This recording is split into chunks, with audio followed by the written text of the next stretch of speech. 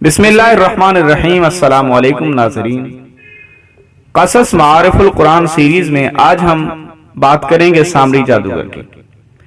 یہ وہی سامری ہے جس کا قرآن میں 3 بار ذکر ہوا، سورہ طٰہٰ کی آیت نمبر 85، 87 اور 95 میں۔ اسی نے بنی اسرائیل کو ایک بچڑے کی پوجا پر لگایا تھا جب موسیٰ علیہ السلام کوہ طور پر گئے ہوئے تھے۔ اس کا فتنہ کب اور کیسے برپا ہوا اور اس کا انجام اللہ تعالیٰ کے حکم سے موسیٰ علیہ السلام نے کیسے فرمایا، اس تمام کو جاننے سے پہلے ہم اس نام کی حقیقت کو پرکھتے ہیں۔ مشہور یہ ہے کہ سامری کا نام موسیٰ ابن ظفر تھا۔ ابن جریر نے حضرت ابن عباس سے روایت کیا ہے کہ موسیٰ سامری پیدا ہوا تو فرعون کی طرف سے تمام اسرائیلی لڑکوں کے قتل کا جو کہ حکم جاری تھا، اس لیے ان کی والدہ کو خوف ہوا کہ فرعونی سپاہی اس کو قتل کر دیں گے، اور وہ اپنے بچے کو اپنے سامنے قتل ہوتا نہیں دیکھنا چاہتی تھی، اس لیے کہیں چھوڑنے کا ارادہ کیا اور اس کو جنگل کے ایک غار میں رکھ کر اوپر سے بند کر دیا۔ ادھر اللہ تعالیٰ نے جبریل امین کو اس کی حفاظت اور غذا دینے پر مأمور کر دیا۔ وہ اپنی ایک انگلی پر شہد، ایک پر مکھن اور ایک پر دودھ لاتے اور اس بچے کو چٹا دیتے تھے، یہاں تک کہ یہ غار ہی میں پل کر بڑا ہو گیا، اور اس کا انجام یہ ہوا کہ کفر میں مبتلا ہوا اور بنی اسرائیل کو بھی کفر میں مبتلا کیا، پھر قہر الہی میں گرفتار ہوا۔ یہ تمام لائنیں روح المعانی تفسیر سے لی گئی ہیں۔ سامری نام کی حقیقت کیا ہے؟ یہ اس شخص کا نام نہیں بلکہ نسبت ہے۔ یہ نسبت خواہ قبیلے کی طرف ہو یا نسل کی طرف یا مقام کی طرف۔ پھر قرآن جس طرح اس کو السامری کہہ کر پکار رہا ہے، اس سے یہ بھی اندازہ ہوتا ہے کہ اس زمانے میں سامری قبیلے یا نسل یا مقام کے بہت سے لوگ موجود تھے، جن میں سے ایک خاص سامری وہ تھا جس نے بنی اسرائیل میں سنہری بچڑے کی پرستش پھیلائی۔ مولانا ابو الکلام آزاد نے ترجمان القرآن میں بیان کیا ہے کہ قیاس یہ کہتا ہے کہ یہاں سامری سے مخصوص سمیری قوم کا فرد ہے۔ جس قوم کو ہم نے سمیری کے نام سے پکارنا شروع کر دیا ہے، عربی میں اس کا قدیم نام سامری آ رہا ہے، اور اب بھی عراق میں ان کا بقایا اسی نام سے پکارا جاتا ہے۔ یہاں قرآن کا السامری کہہ کر اسے پکارنا صاف کہہ رہا ہے کہ یہ نام نہیں، اس قوم کی طرف اشارہ ہے جو سمیری قوم ہے، یعنی سامری کی قومیت کی طرف اشارہ ہے، یعنی وہ شخص اسرائیلی نہ تھا، سامری تھا۔ اور اس سے چند سطور آگے مولانا ابو الکلام آزاد لکھتے ہیں کہ بہرحال سمیری قبائل کا اصل وطن عراق تھا، مگر یہ دور دور تک پھیل گئے تھے۔ مصر سے ان کے تعلقات کا سراغ 1000 سال قبل مسیح تک روشنی میں آ چکا ہے۔ بس معلوم ہوتا ہے کہ اسی قوم کا ایک فرد حضرت موسیٰ کا بھی معتقد ہو گیا، اور جب بنی اسرائیل نکلے تو یہ بھی ان کے ساتھ نکل آیا۔ اسی کو قرآن کریم نے السامری کے لفظ سے یاد کیا ہے۔ مولانا عبد الماجد دریابادی کی تحقیق یہ ہے کہ بعض جدید محققین کا خیال یہ ہے کہ قدیم مصری زبان میں سمر کہتے ہیں پردیسی کو، غیر ملکی کو اور بیرونی کو۔ السامری سے مراد ہے کوئی شخص جو غیر اسرائیلی تھا اور مصر سے اسرائیلی لوگوں کے ساتھ ہو گیا تھا۔ بعض اہل لغت کا خیال ہے کہ السامرہ بنی اسرائیل کے قبائل میں سے ایک قبیلہ ہے، سامری اسی قبیلے میں سے۔ ناظرین، اب ہم دیکھتے ہیں کہ اس نے فتنہ کب برپا کیا۔ یہ واقعہ تب کا ہے جب فرعون کے غرق ہونے کے بعد بنی اسرائیل بقول باز مصر میں واپس آ کر رہنے لگے اور بقول باز کسی اور مقام پر ٹھہر گئے۔ تو موسیٰ علیہ السلام سے بنی اسرائیل نے عرض کیا کہ اے اللہ کے نبی، اب تو ہم مطمئن ہیں، اگر کوئی ہمارے لیے شریعت مقرر ہو تو ہمیں دیں، ہم اس کو اپنا دستور العمل بنائیں۔ موسیٰ علیہ السلام کی عرض پر اللہ تعالیٰ نے وعدہ فرمایا کہ تم کوہ طور پر آ کر 1 ماہ ہماری عبادت میں مشغول رہو، ہم تم کو ایک کتاب دیں گے۔ آپ نے ایسا ہی کیا اور تورات آپ کو مل گئی، مگر ان 30 دنوں کے بعد 10 روز مزید عبادت میں مشغول رہنے کا حکم ملا۔ بعض کے نزدیک یہ حکم اس لیے ملا کہ موسیٰ علیہ السلام نے چونکہ 30 ماہ کے روزے رکھے تھے اور عبادت کی تھی، تو اللہ تعالیٰ کو روزہ دار کے منہ کا جو رائحہ ہے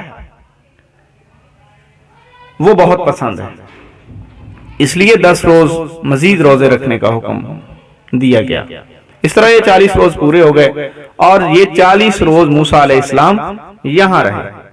اس کو قرآن مجید میں سورہ بقرہ کی آیت نمبر 50 تا 51 اس طرح بیان کیا گیا ہے، وَإِذْ فَرَقْنَا بِكُمُ الْبَحْرَ فَأَنْجَيْنَاكُمْ وَأَغْرَقْنَا آلَ فِرْعَوْنَ وَأَنْتُمْ تَنْظُرُونَ۔ اور جب ہم نے تمہارے لیے سمندر کو پھاڑ دیا، پھر تم کو تو نجات دی اور فرعون کی قوم کو غرق کر دیا اور تم دیکھ رہے تھے۔ آیت نمبر 51، وَإِذْ وَاعَدْنَا مُوسَىٰ 40 لَيْلَةً ثُمَّ اتَّخَذْتُمُ الْعِجْلَ مِن بَعْدِهِ وَأَنْتُمْ ظَالِمُونَ۔ اور جب ہم نے موسیٰ سے 40 رات کا وعدہ کیا تو تم نے ان کے پیچھے بچڑے کو معبود مقرر کر لیا اور تم ظلم کر رہے تھے۔ چنانچہ یہ واقعہ تب کا ہے جب موسیٰ علیہ السلام کوہ طور پر گئے ہوئے تھے، ابتدائی 30 دن، بعد میں یہ 40 روز۔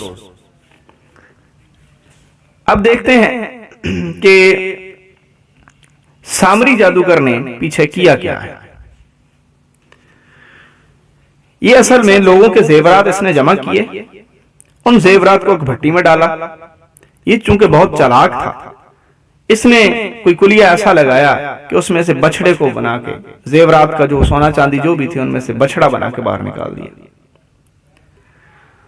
اور چونکہ یہ جبریل علیہ السلام کو پہچانتا تھا، ان کے نقشے جو پا ہے اس کے نیچے سے اس نے مٹی اٹھا کر محفوظ کی ہوئی تھی، تو اس نے اس مٹی کو اس بچڑے میں ڈال دیا اور اس بچڑے میں جان پڑ گئی۔ اب اس کو قرآن مجید سورۃ طٰہٰ کے اندر اس طرح بیان فرماتا ہے، سورۃ طٰہٰ آیت نمبر 85،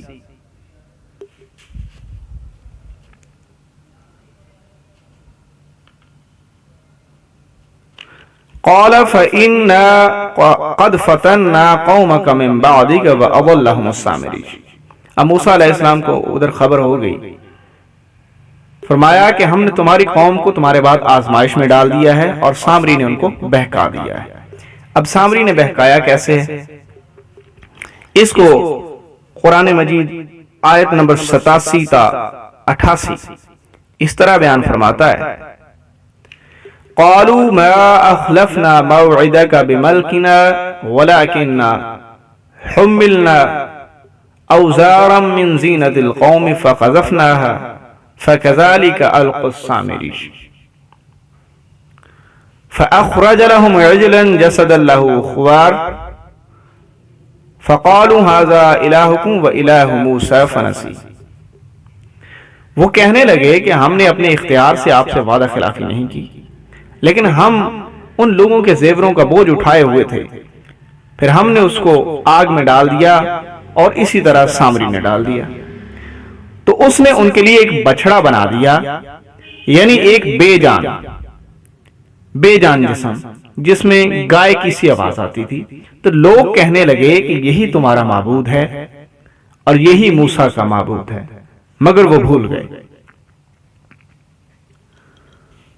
اس کے بعد جبریل علیہ السلام کے نقش کف پا سے جو مٹی اٹھائی گئی تھی، اس کے بارے میں جب موسیٰ علیہ السلام نے آ کر سامری سے پوچھا کہ سنا تیرا کیا حال ہے،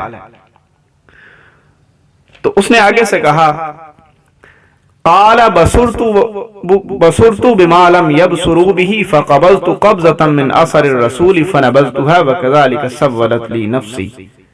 سورۃ طٰہٰ آیت نمبر 96۔ اس نے کہا کہ میں نے ایسی چیز دیکھی جو اوروں نے نہیں دیکھی، تو میں نے فرشتے کے نقش پا سے مٹی کی ایک مٹھی بھر لی، پھر اس کو بچڑے کے جسم میں ڈال دیا اور میرے جی نے اس کام کو اچھا بتایا۔ اس کے بعد ان کا انجام شروع ہوتا ہے۔ موسیٰ علیہ السلام واپس آئے ہیں تو انہوں نے آتے سار اپنے بھائی ہارون کو پکڑا کہ جب تم نے دیکھا ان کو کہ یہ گمراہی میں مبتلا ہو رہے ہیں تو تمہیں کس چیز نے روکے رکھا کہ تم نے میرے پیچھے آ کے مجھے بتایا کیوں نہیں؟ تو ہارون علیہ السلام نے آگے سے عرض کیا کہ اے میرے ماں جائے، مجھ کو اس طرح نہ پکڑ۔ ان کو سر اور داڑھی کے بالوں سے پکڑا ہوا تھا، تو اس نے کہا کہ میں تو اس بات سے ڈر رہا تھا کہ کہیں آپ یہ نہ کہیں کہ تم نے میری قوم کو فرقے میں ڈال دیا۔ تو اس کے بعد ان کا مواخذہ پوری قوم کا شروع ہوتا ہے۔ موسیٰ علیہ السلام نے فرمایا کہ اللہ تعالیٰ کا حکم یہ ہے کہ جن لوگوں نے اس بچڑے کی پوجا نہیں کی وہ ان کو قتل کریں گے جنہوں نے پوجا کی ہے۔ تو بعض کے نزدیک 12,000 لوگ ایسے تھے جنہوں نے پوجا نہیں کی تھی، انہوں نے 70,000 ایسے لوگ تھے جنہوں نے پوجا کی تھی، ان کو پھر قتل کیا، اور بعد میں اللہ تعالیٰ نے ان سب کے گناہوں کو معاف کیا۔ اس کو قرآن کریم آیت نمبر 54 سورہ بقرہ میں اس طرح بیان فرماتا ہے،